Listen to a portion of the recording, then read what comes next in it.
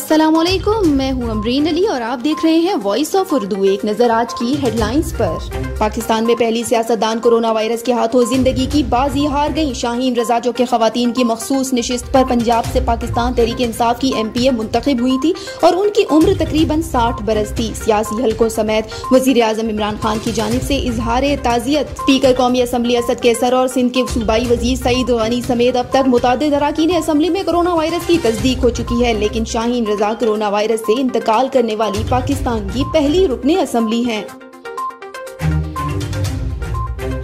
पाकिस्तान में 2 माह बाद आज से मुसाफिर ट्रेनें दोबारा शुरू कर दी गई हैं। मुसाफिर ट्रेन सर्विस का बाकायदा आगाज सुबह 6 बजे रावलपिंडी से कराची के लिए रवाना होने वाली पाकिस्तान एक्सप्रेस से हुआ, जबकि दूसरी ट्रेन लाहौर से रावलपिंडी के लिए रवाना हुई। पाकिस्तान रेलवे के मुताबिक ट्रेनों में मुसाफिर अपना सफर सिर्फ कवायद और ज़वाबित पर अमल करके ही जारी रख सकेंगे। हिफाजती इक़दामात की खिलाफवर्जी पर मुसाफिर पर पहले जुर्माना होगा। फिर भी कोई मुसाफिर बाज न आए तो रेलवे पुलिस मुत्तलिका मुसाफिर को ट्रेन से उतार देगी। कोरोना वायरस से मुतालिक national command and operation centre ने ताज़ा तरीन अपडेट जारी कर दिया। मुल्क भर में कोरोना वायरस के तस्दीक शुदा केसेस की तादाद 45,898 हो गई। गुज़िश्ता 24 घंटों के दौरान 1,932 नए केस रिपोर्ट हुए। मुल्क भर में कोरोना वायरस से सेहतयाब होने वाले मरीजों की तादाद 13,101, जबकि अमवात की तादाद 985 तक पहुँच गई है। PIA की जानिब से बैरून मुल्क से पाकिस्तानियों की वतन वापसी के लिए शेड्यूल जारी। 20 से 31 मई तक मुख्तलिफ ममालिक से 12,590 पाकिस्तानियों को वापस लाया जाएगा, जबकि दुबई से 12 दिनों में 26 परवाजों के जरिए 5,680 मुसाफिर वतन वापस आएंगे।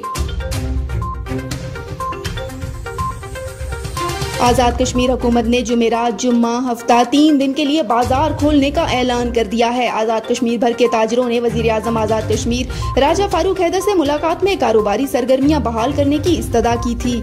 आज़ाद खित्ते में कोरोना वायरस के बढ़ते हुए केसों की वजह से गुज़िश्ता दिनों लॉकडाउन में सख्ती करते हुए तमाम दुकानें बंद कर दी गई थी। ताजरों के वफ्द ने वज़ीर आज़म से मुलाकात में तमाम कवायद व ज़वाबित पर मुकम्मल तौर पर अमल दरामद की यकीन दहानी करवाई। आइए अब चलते हैं आलमी खबरों की जानिब। सऊदी अरब में रमजान मुबारक के बाबरकत अय्याम में सआदत समेटने का अजीम मुजाहरा। तमाम छोटी बड़ी शाहराहों के ट्रैफिक सिग्नल्स पर मुसाफिरों में इफ्तारी से कबल बहुत सारे नौजवान अपने अहले खाना के हमरा इफ्तारी का सामान तकसीम करते नजर आते हैं। शाहराहों पर रजाकार आमतौर पर सैकड़ों इफ्तार पैकेट घंटों पहले ही तैयार करना शुरू कर देते हैं। हर एक पैक में खजूरें, पानी और दीगर खाने की अशिया शामिल होती हैं। Fasting to cut the breakfast. Yes. Because when the sun sets, we have to eat. Yeah. Because we are fasting the whole day.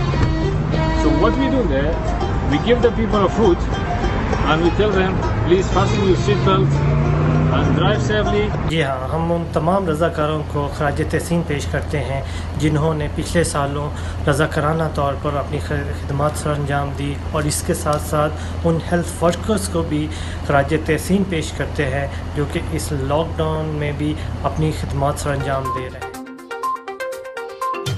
Netherland के वजीर आज़म मार्क रुट्टे ने मरहलावार लॉकडाउन खोलने का अंदिया देते हुए कहा कि हम लॉकडाउन खोलना चाहते हैं ताकि जिंदगी मामूल पर वापस आ सके, मगर एहतियात भी चाहते हैं ताकि मजीद लोग इस मूसी मर्ज के शिकार न हों।